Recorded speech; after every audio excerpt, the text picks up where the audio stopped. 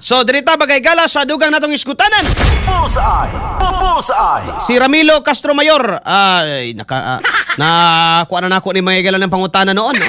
Ramilo Castro Mayor, godayam tagapagadian City, naminaw mi diri sa naminaw mi diri buong barangay sa Linisa. Ay, yate siya na. Grabe po na Ramilo Castro Mayor, buong barangay talaga. Gusto rin, naadi at trumpa. Alas 8:56 na mga igalandag na sa atong pagpanagubanuban. Nakuha na ito mga katropang informasyon. Gikan mga igala kang Professor Ramon Bilino III. Base usab mga igala sa kanang mga dili gyud dili mga matod nila. Kay kanang matod nila man kun mahog sa diangay.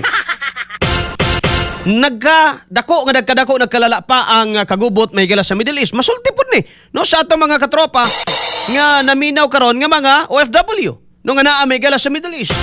Now, kay nagalala pa man yung mga igala, meaning mas daghan pa mga igsoon ng atong mga kaigsuonan nga naipit. Okay na kaayo midris Taiwan, sir. Gikan ni Yang Chen. Mas maayo, ma'am. Good morning! Manghinaot pa nga di na mga igala hilabtan sa China na.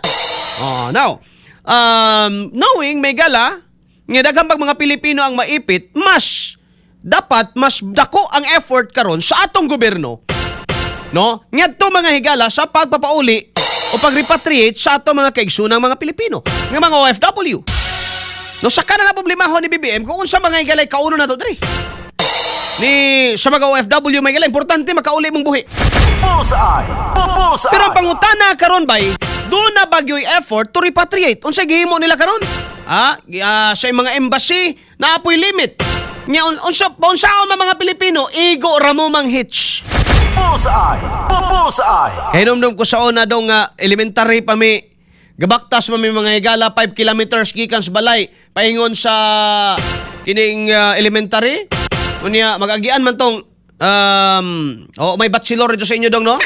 Amo aso na katong Bachelor Express nga puti. Ito pangkaraan. Parahon to namo gikag mangagoy. Gikag bislig. Wa nay karga. Parahon namo na sakay manghitch mga katropa. Pero why plete? Mo po din nahitabo mga pobre man in taon lagi mi.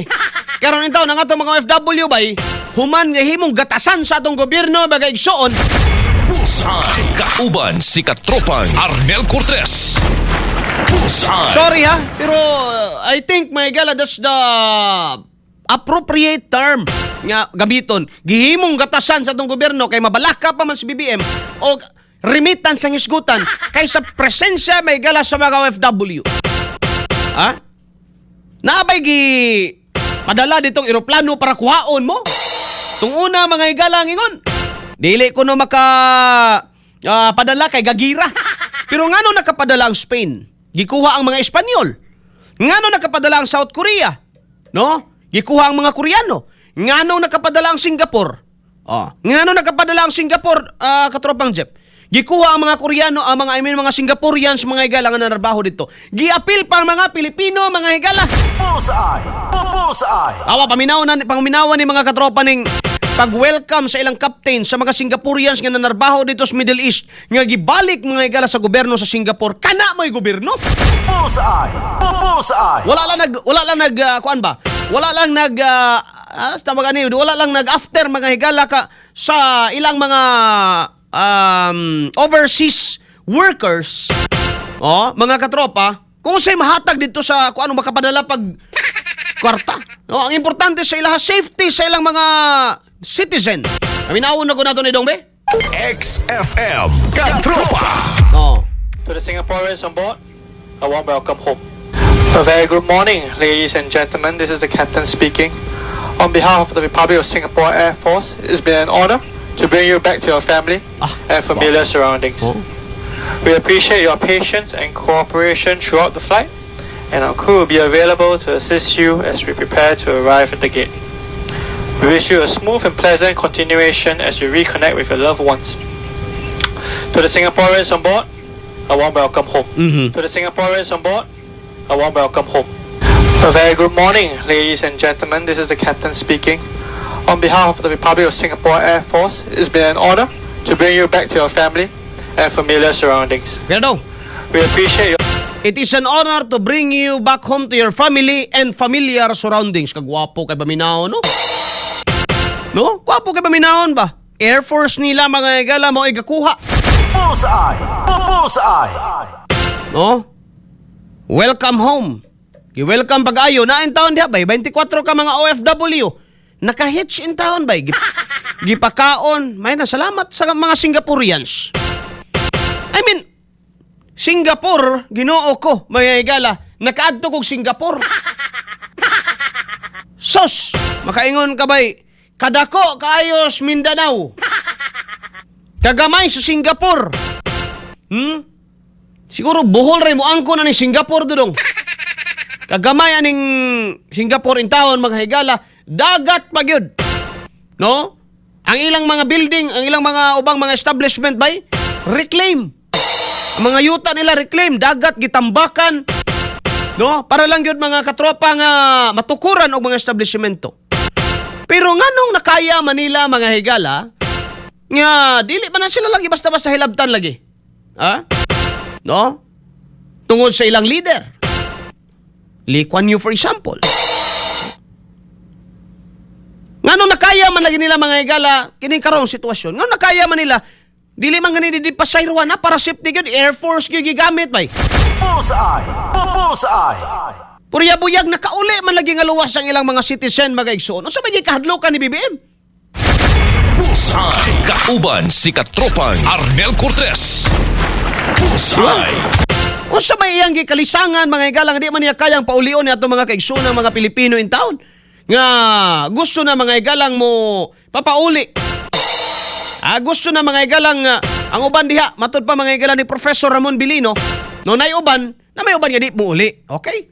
Pero nay uban mga higala nga gusto na mo uli pero ang ilang mga amo mo dili mo pauli nila.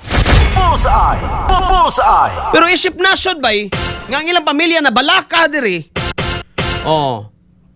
Mas maayong paulion sila. Anyway, pag mo okay ang sitwasyon bagay igsoon, makabalik man gihapon sila diha mga kaigsunan.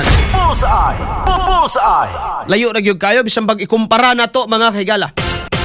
No? Bisan pag itandi nato mga igsoon, layo na gyud kayo sa tinuod. Karon, na yung mga nangabot bay nga mga Pilipino? Na yung mga nangabot nga mga OFW kaning mga nang hitch in town? Naabay presensya sa BBM magahigala nga musugat niya sa airport? I mean, dili man na niya magahigala trabaho. No, dili man na niya mga katropa. That's impractical mga higala nga musugat pa siya diya kay naaman ang DMW, naaman ang Department of Migrant Workers. Pero dako kay nagbutang mga higala.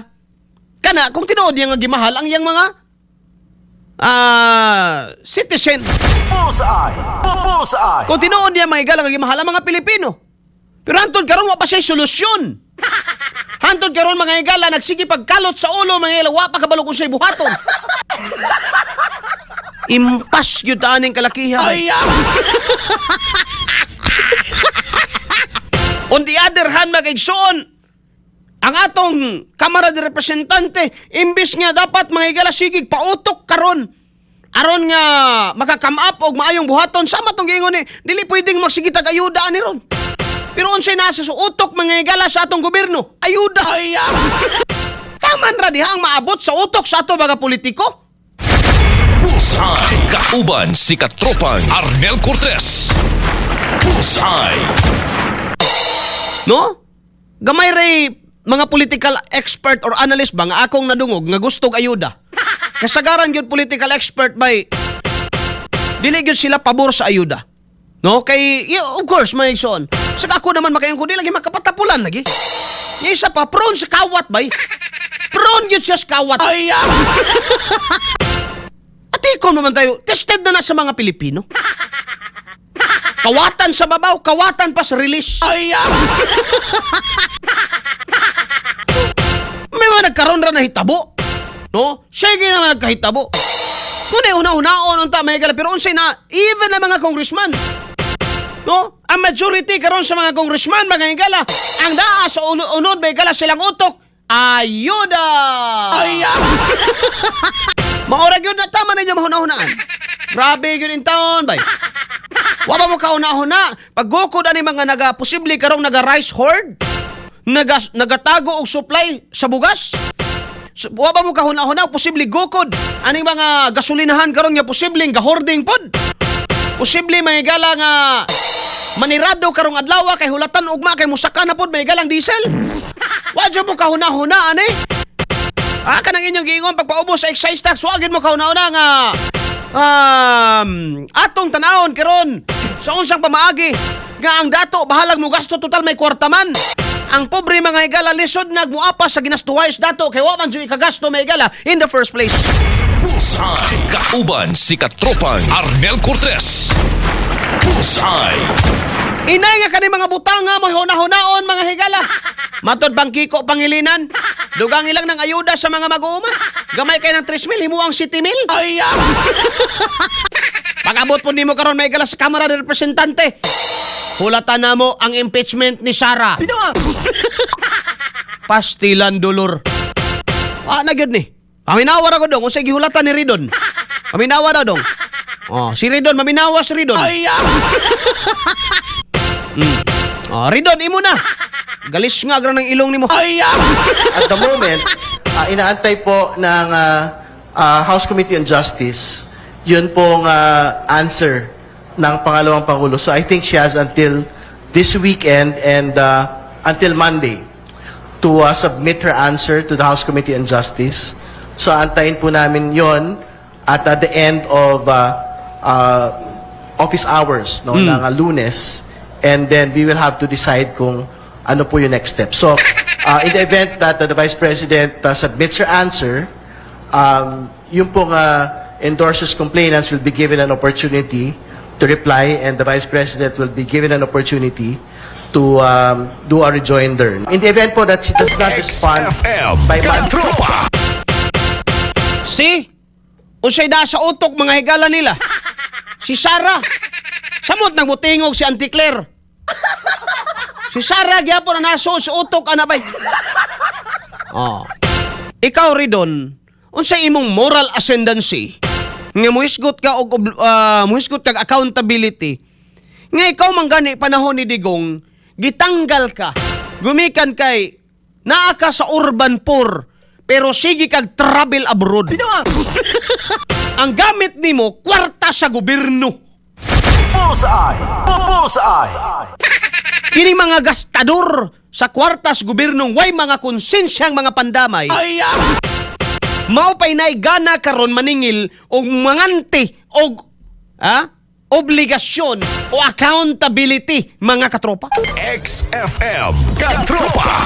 Silabon sa ilang panahon o sa panahon ni Duterte gitanggal ni mga higalang tinuhak galis ngag lang ilong aning. Na ako'y kantaan ni Dong, na ako'y kantaan ni Kwan. Paunahan na raman eh.